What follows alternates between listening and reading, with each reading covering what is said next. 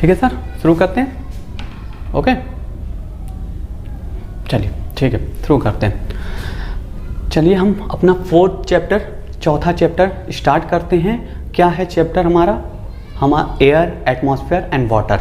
इन 3 चीज़ोों के बारे में हमें पढ़ना है। अच्छा, जो वाटर हमारा है ये अलग से एक चैप्टर था, लेकिन मैंने इसको ही कंबाइन कर दिया है एयर एटमॉस्फेयर के अंदर, क्योंकि इसमें से बहुत ज़्यादा सवाल नहीं पूछे जाते हैं इंट्रेंस एग्ज़ाम 6 क्लास के, इसलिए मैंने क्या किया, इनको एक ही में कर दिया है। बहुत ज़्यादा लेंथी पढ़ने की ज़रूरत नहीं है, हमें इतना ही पढ़ना जिससे पूछा जाए और जो हमारी चीज़ों को ज़्यादा से ज़्यादा नॉलेज दे और हम उस क्वेश्चन ज़्यादा से ज़्यादा करके आएँ। ठीक है, एंट्रेंस एग्ज़ाम में। ठीक, सबसे पहले हम पढ़ते हैं एयर के बारे में। एयर क्या है, क्या ज़रूरत है, क्या क्या चीज़ें हैं। एयर के बारे में पढ़ते हैं। Air is a mixture of many gases. Air क्या है, बहुत सारी गैसों का क्या होता है, मिक्सचर है, मिश्रण है। इसमें ऑक्सीजन भी है, नाइट्रोजन भी है, कार्बन डाइऑक्साइड भी है, नियॉन है, ऑर्गन है, ठीक है, और भी बहुत सारी गैसें इसमें मिलती हैं। दूसरा क्या है, air is present everywhere around us. Air क्या है, हमारे चारों तरफ मौजूद है, हर तरफ एयर है। ठीक है, ये हमारा सेकंड इसका था। और थर्ड में आते हैं living being breathe in air to survive, plant also use air to carry out photosynthesis. अब क्या है, जिंदा चीज़ें जो होती हैं वो भाई जिंदा रहने के लिए सांस लेती हैं, ऑक्सीजन की ज़रूरत भी पड़ती है, तो हमें ऑक्सीजन की ज़रूरत पड़ती है, एयर की ज़रूरत पड़ती है, तो हम सांस लेते हैं, ब्रीथ यानी सांस लेते हैं। Air to survive plant. अच्छा, एयर उनके लिए भी ज़रूरी है, पेड़ पौधों के लिए, प्लांट के लिए भी। जब वो भोजन बनाते हैं फोटोसिंथेसिस प्रक्रिया के ज़रिए, तो उसमें एयर की भी ज़रूरत पड़ती है। अच्छा, आपका एयर का जो सबसे इम्पॉर्टेंट और एकदम नया जो आपको बता दूं कि आपको समझ में आ जाए, एकदम न्यू न्यूज़ के अंदर आजकल कोरोना की जो सेकंड लेयर चल रही है, उसमें आपने देखा होगा लोगों को, बहुत ज़्यादा लोगों को ऑक्सीजन की कमी हो जा रही है। तो ऑक्सीजन क्या है, एक तरीके की एयर ही तो है, हवा तो है। उसकी वजह से जिंदा रहने के लिए, सांस लेने के लिए ऑक्सीजन की ज़रूरत होगी, तो उसी के लिए तो कह रहा है living being breathe in air. ठीक है, जिंदा चीज़ों को जिंदा रहने के लिए ऑक्सीजन की ज़रूरत है, हवा की ज़रूरत होती है। ठीक है, अगर एयर ना हो तो आदमी कुछ मिनट भी नहीं जिंदा रह सकता। एयर हमारी लाइफ में बहुत इम्पॉर्टेंट है। एक बार का आप खाना खा के 2-3 दिन भूखे रह के जिंदा रह सकते हैं, पानी पी के 2 घंटे, 10 घंटे, 12 घंटे, 20 घंटे आप जिंदा रह सकते हैं। लेकिन अगर एयर आपको 1 मिनट के लिए छीन ली जाए तो आप जिंदा नहीं रह सकते। इसलिए एयर हमारे लिए बहुत ज़रूरी है। ये 3 चीज़ें हो गई। अब कई बार सवाल पूछे जा चुके हैं BHU में और AMU के, और जामिया मिलिया के 2011 में 6 क्लास एंट्रेंस में भी पूछा गया था कि हमारी जो अर्थ है, यहाँ की जो इसका वातावरण है, जो एटमॉस्फेयर है, उसमें नाइट्रोजन गैस कितनी % पाई जाती है। तो भाई जब इंसान कायदे से पढ़ेगा, समझेगा, ज़रूरत की चीज़ों को ध्यान से देखेगा तो ही समझ में आएगी। तो देखिए, मैं उसके लिए एक सर्किल बनाया हूँ अर्थ का। ये अर्थ की इमेज बनी हुई है, इसमें बताया गया है कि कौन कौन सी एयर पाई जाती है। तो देखिए, सबसे ज़्यादा एयर जो पाई जाती है 78% नाइट्रोजन है। हमारे जो अर्थ का एटमॉस्फेयर है, जो हमारा ये वातावरण है, इसमें सबसे ज़्यादा नाइट्रोजन पाई जाती है 78%। उसके बाद है 21% क्या पाई जाती है, हमारी ऑक्सीजन पाई जाती है। कितने % ऑक्सीजन पाई जाती है, 21%, यानी 21%।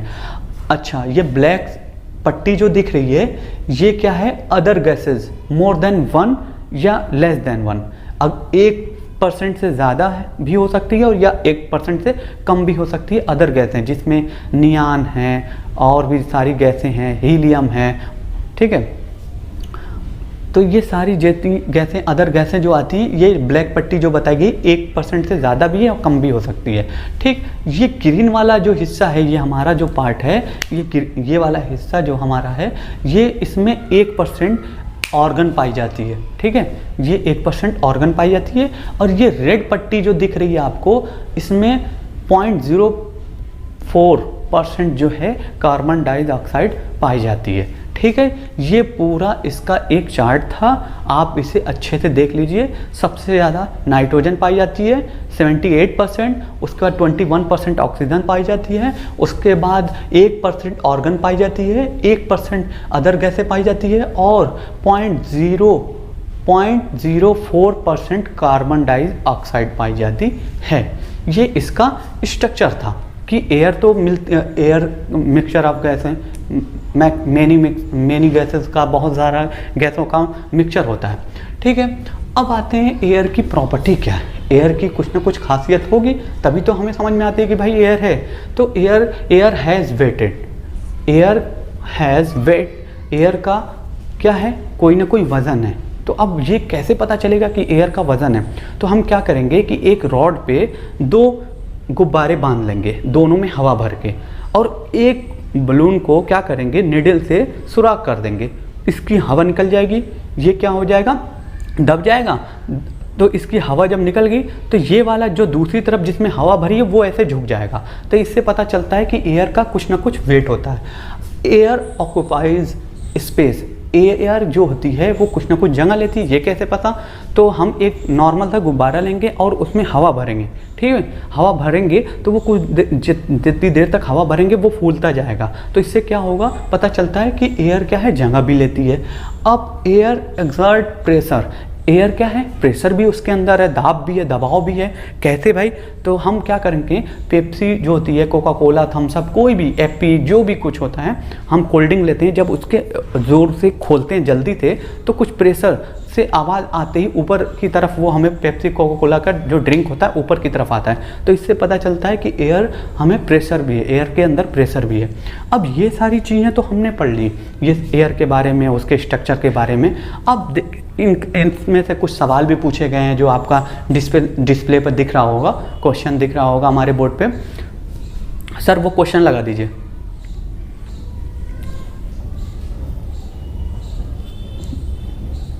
तो आपको दिख रहा होगा इसमें ये सवाल पूछे गए हुए हैं, कितने परसेंट ये नाइट्रोजन पाई जाती है और ये सारी चीज़ें। तो ऐसे ही सवाल पूछे जाते हैं इसमें, ठीक है।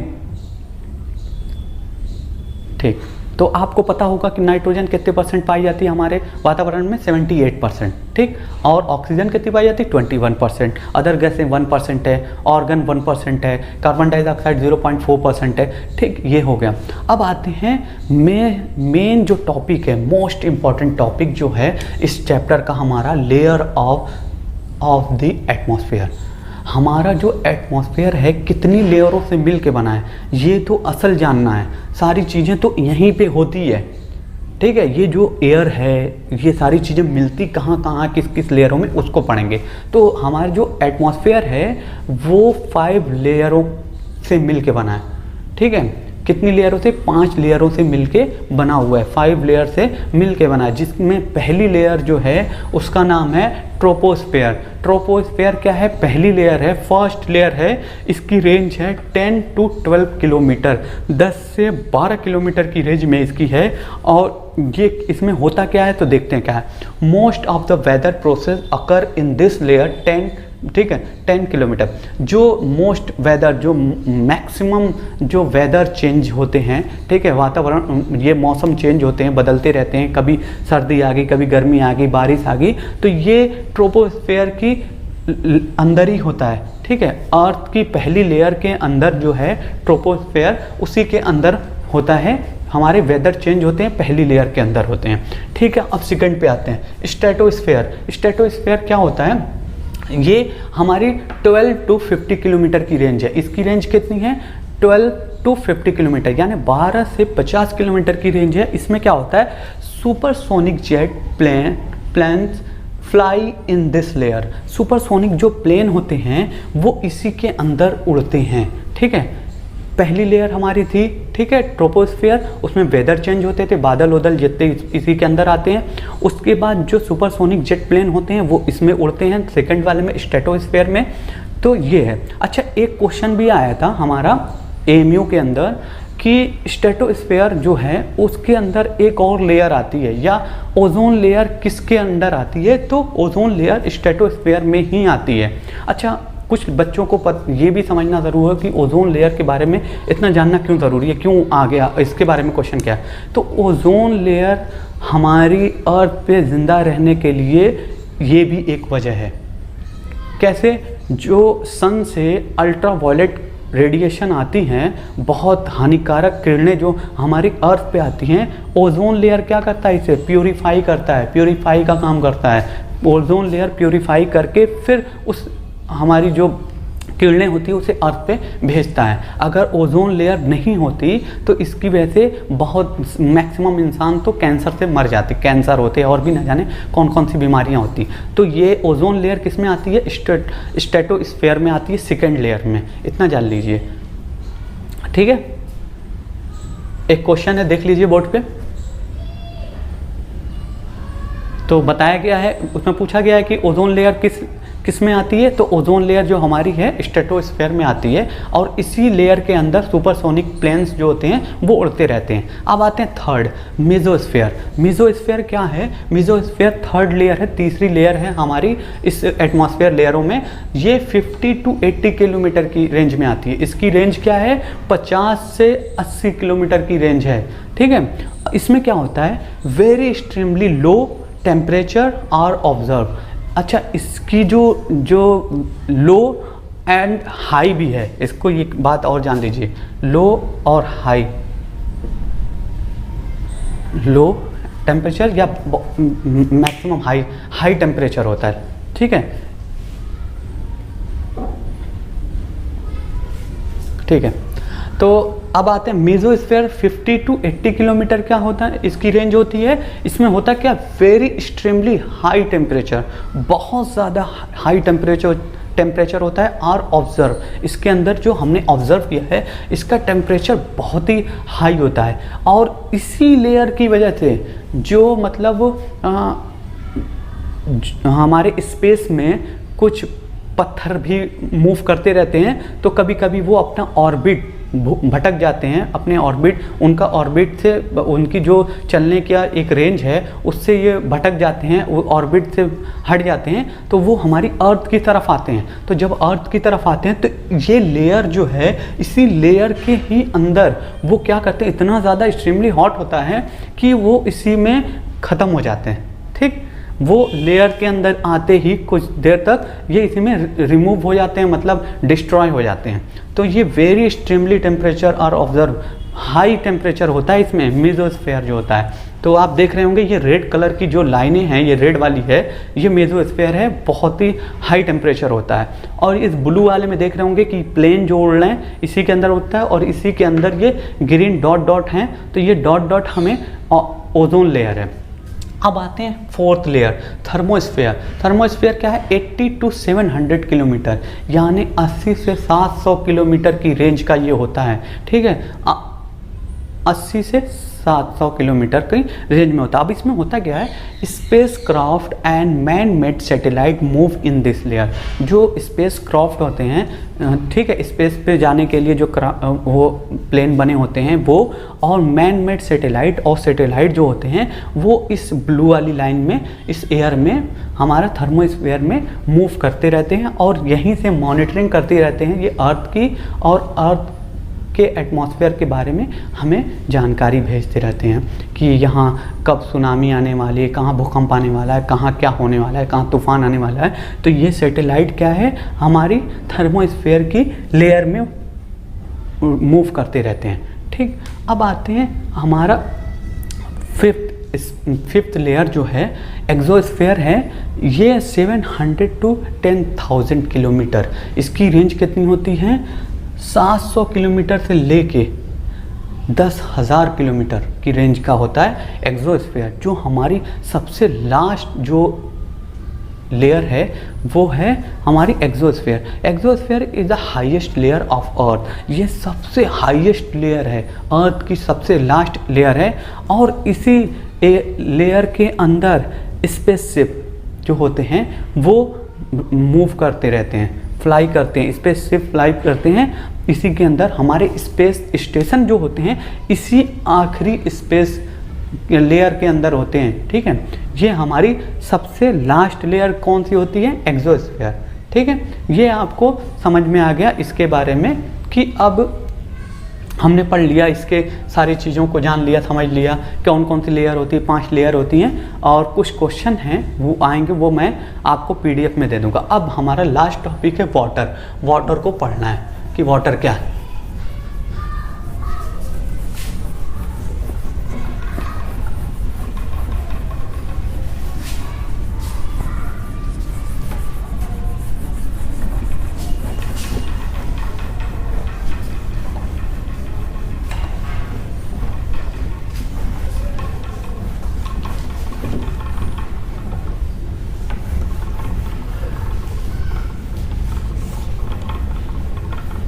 ठीक है, वाटर के बारे में पढ़ना है हमें।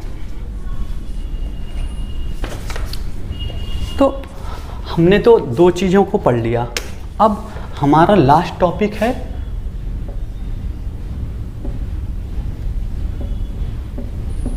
वाटर।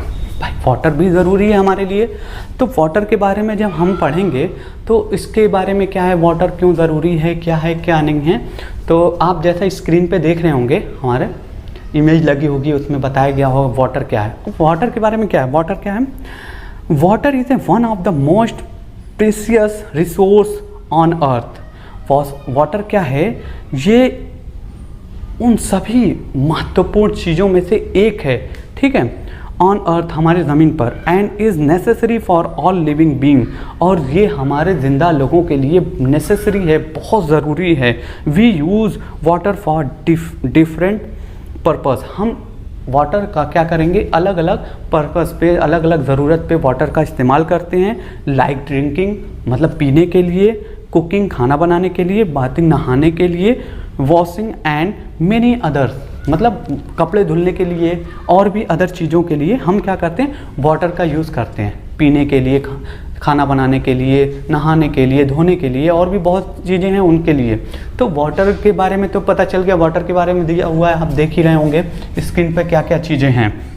ठीक, अब आते हैं वाटर क्या होता है कि 2 तरीके की इम्प्योरिटी होती है वाटर के अंदर। ठीक है, वाटर के अंदर 2 तरीके की इम्प्योरिटी होती है। सबसे पहले क्या होता है, अच्छा इम्प्योरिटी क्या कहते हैं, वो मतलब वाटर जो होता है जो खराब हो या उसमें कोई चीज़ मिली हो, प्योर तो है नहीं, इम्प्योर है वो। ठीक है, तो ये 2 टाइप के होते हैं, एक होता है सॉल्युबल होता है और दूसरा होता है इनसॉल्युबल। सॉल्युबल क्या होता है कि ऐसी चीज़ें, ऐसी वाटर के अंदर ऐसे पदार्थ, ऐसी चीज़ें जिन्हें हम मिला दें और उनको अपनी खुली हुई आँखों से ना देख पाएँ। ठीक है, तो उन्हें क्या कहते हैं, सॉल्युबल। सॉल्यूशन, एक वाटर उसके सॉल्यूशन भी कहते हैं। अगर सॉल्ट या शुगर को हम वाटर में मिक्स कर दें, या सॉल्ट को वाटर में मिक्स कर दें, या किसी केमिकल को मिक्स कर दें, तो वो सॉल्यूशन कहलाएगा। क्वेश्चन आ चुका है, आप एक क्वेश्चन है उसके बारे में देख रहे होंगे। ठीक है, तो आते हैं फिर वाटर पे देखते हैं। तो क्या मैं बता रहा था आपको कि जो 2 टाइप के होते हैं, एक होता है सॉल्युबल और एक होता है इनसॉल्युबल। ठीक है, सॉल्युबल के बारे में बताया कि ऐसी चीज़ें, ऐसे मटेरियल हम अगर वाटर में घोल दें, और दूसरा जो जैसे चीनी को हमने पानी में घोल दिया तो चीनी तो दिखती नहीं है, सिर्फ पानी दिखता है, तो वो होगा सॉल्युबल। ठीक है, नमक हो गया, ठीक है, नमक को घोल दे तो नहीं दिखाई देगा, कोई अदर केमिकल है उसे मिला दें तो ये सॉल्युबल कंडीशन में आता है। अच्छा, इनसॉल्युबल में क्या आता है, इनसॉल्युबल किसे कहते हैं, उस वाटर के मिश्रण को कहते हैं जिसमें हम कोई भी चीज़ मिला दें वो हमें हमारी खुली आंखों से दिखाई दे। ठीक है, जैसे कि अगर हम मिट्टी मिला दें, मिट्टी मिला दें, ठीक है, रेत मिला दें, या मतलब स्टोन मिला दें, पत्थर मिला दें, तो वो हमें दिखाई देगा, तो उसे हम कहते हैं इनसॉल्युबल। ऐसी प्रक्रिया को हम क्या कहते हैं, इनसॉल्युबल। जो हमारी खुली हुई आंखों से दिखे उसे इनसॉल्युबल कहते हैं। ठीक है, अब आते हैं इनसॉल्युबल हो गया। insoluble, most of the insoluble impurity when dissolve in water make clear water solution. This impurity is generally visible to naked eyes. तो ऐसी चीज़ें, ऐसी प्रक्रिया जो हमारे साफ पानी में कोई दूसरा मटेरियल मिला दें, ठीक है, और वो हमारी खुली हुई आंखों से दिखाई दे, तो उन्हें इनसॉल्युबल कहते हैं। अच्छा, सॉल्युबल को सॉल्व करने के लिए सॉल्युबल उसमें कोई मटेरियल हमने मिला दिया, ठीक है। अब हमने किसी चीज़ में कोई मटेरियल अगर मिला दिया, तो अब उसको कैसे हम एक अच्छा, एक क्लियर और प्योर वाटर बनाएंगे, तो उसके लिए सॉल्युबल दो टाइप के होते हैं। उसको सॉल्युबल मतलब रिमूव करने के लिए, उसमें से एक्स्ट्रा चीज़ों को निकालने के लिए दो टाइप के होते हैं। एक होता है वेपोराइजेशन, ठीक है, वेपोराइजेशन होता है रिमूविंग सॉल्युबल इम्प्योरिटी, मतलब सॉल्युबल में से रिमूव करना, ठीक। तो वो दो टाइप के होते हैं, एक होता है वेपोराइजेशन और दूसरा है डिस्टिलेशन, ठीक। वेपोराइजेशन में क्या होता है कि हम क्या करेंगे कि एक बीकर है हमारे पास, ठीक, बीकर है। अब इसमें तो कुछ ना कुछ मिला होगा सारी चीज़ें, तो हम क्या करेंगे कि इसे हीट करेंगे,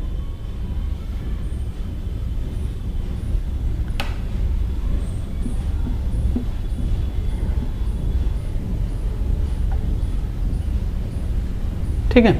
इसको किसी चीज़ पे रख के हीट करेंगे, तो ये क्या करेंगे कि जो इसका वाटर होगा प्योर फॉर्म में, वो वेपोराइजेशन की एक जो प्रक्रिया होगी उसकी वजह से वेपोराइज हो जाएगा वाटर, और जो इसमें एक्स्ट्रा मटेरियल होगा वो इसी में रह जाएगा। तो ये पहला इसका है, इसको हम कहते हैं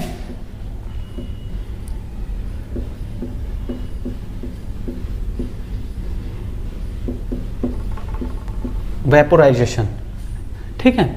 हीट करके इसमें से वाटर और जो सॉल्युबल है उसको अलग करते हैं, तो इसको क्या कहते हैं, वेपोराइजेशन। और दूसरा आता है दूसरा हमारा क्या है, डिस्टिलेशन। डिस्टिलेशन में क्या करते हैं हम, क्या इसी चीज़ को एक आप देख रहे होंगे कि एक इमेज में दिख रहा होगा कि हम एक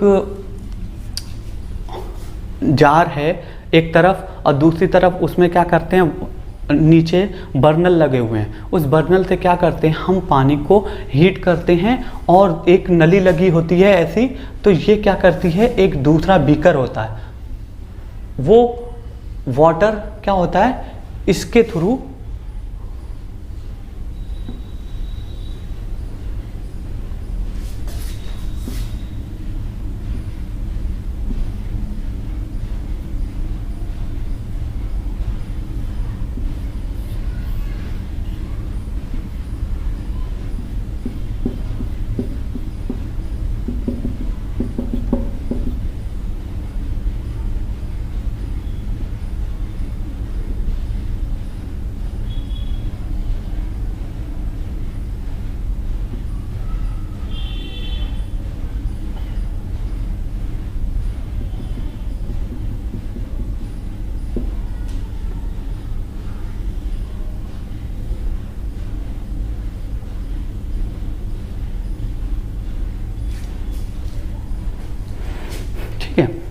अब क्या करते हैं कि हम हीट करते हैं बहुत ज़्यादा।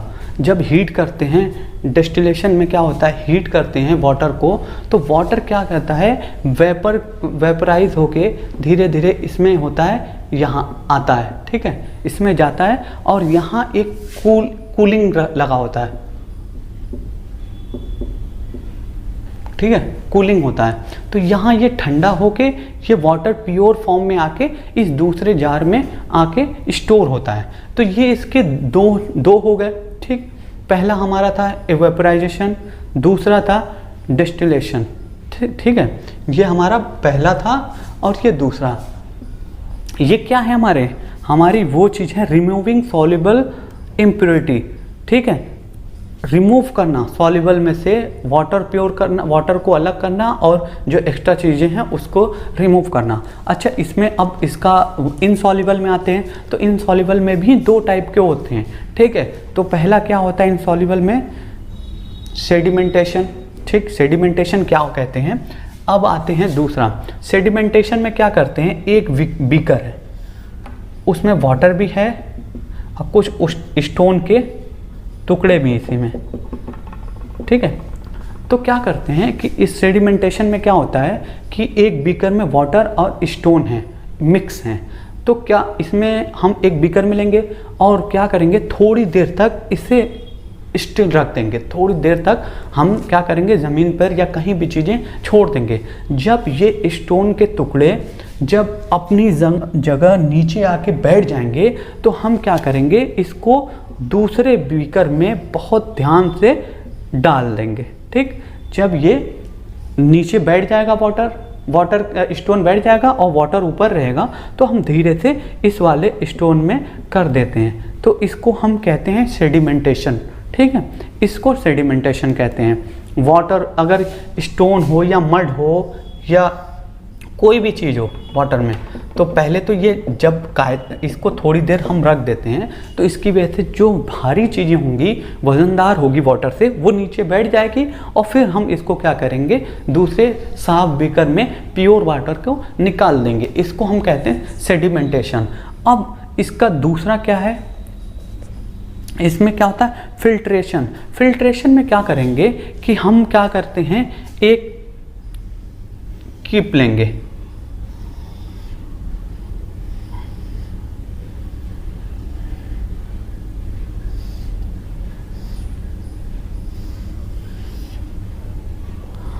और इसमें क्या करेंगे, फिल्टर पेपर यहां लगा देंगे।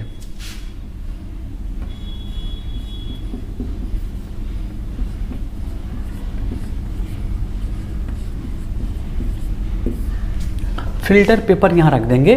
फिल्टर पेपर की वजह से जब हम इसमें वाटर को मूव कराएंगे तो इसमें क्या होगा, जो स्टोन मड या कोई भी चीज़ होगा वो यहाँ रुक जाएगा, प्योर जो वाटर होगा वो यहाँ आके होगा।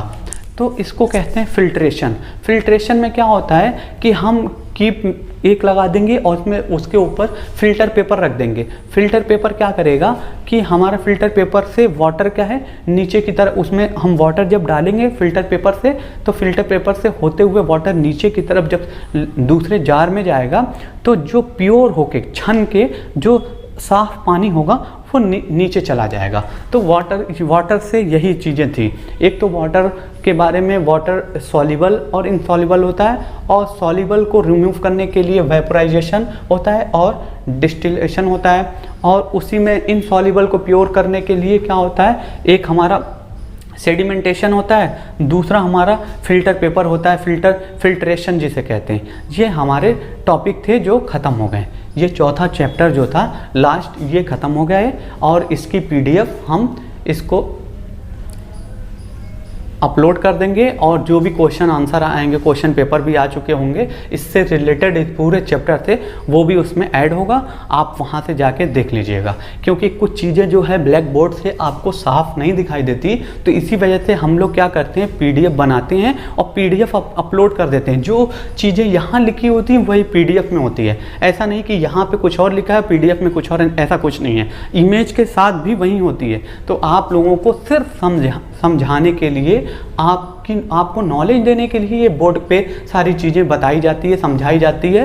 वरना तो मैं क्या करूँगा, डायरेक्ट पीडीएफ अपलोड कर दूंगा और स्क्रीन पे ही पढ़ा दूंगा। बोर्ड पे पढ़ाने की ज़रूरत नहीं है। लेकिन जो चीज़ें बोर्ड पे लिखी होती है और इसको मैं डिस्क्राइब करता हूँ, आप लोगों को बताता हूँ, तो आपको ज़्यादा अच्छे से समझ में आता है। ये एक क्लास के जैसा समझ में आता है। अगर मैं आपको ऑनलाइन सिर्फ मोबाइल पे ऐसे ही पढ़ाता रहूँ अपने डिस्प्ले पे, स्क्रीन रिकॉर्डर के थ्रू, तो वो आपको उतना बेहतर नहीं लगेगा। इसी वजह से आपकी नॉलेज को इम्प्रूव करने के लिए हम लोग क्या कहते हैं, ब्लैक बोर्ड का, वाइट बोर्ड का इस्तेमाल करते हैं और इस पर सारी चीज़ें समझाते हैं। और ये चीज़ें अगर साफ नहीं दिखाई देती तो आप इस चीज़ को लेके पीडीएफ डाउनलोड करके बैठ जाया करिए और उसके बाद भी दोबारा वीडियो देख लिया करिए, ठीक है। तो अब जो इसका अगला टॉपिक होगा वो, अच्छा एक चीज़ और है, अब साइंस तो चलेगी, अब अगला जो नेक्स्ट संडे आएगा हम मैथ भी स्टार्ट करेंगे, ठीक है। मैथ का पहला चैप्टर जो होगा वो पढ़ाएंगे, ठीक। तो मैथ भी अब शुरू करेंगे क्योंकि बहुत ज़्यादा टाइम गैप हो जा रहा है, तो इस वजह से मैथ साइंस दोनों लेके चलेंगे। ठीक, okay, thank you, have a nice day.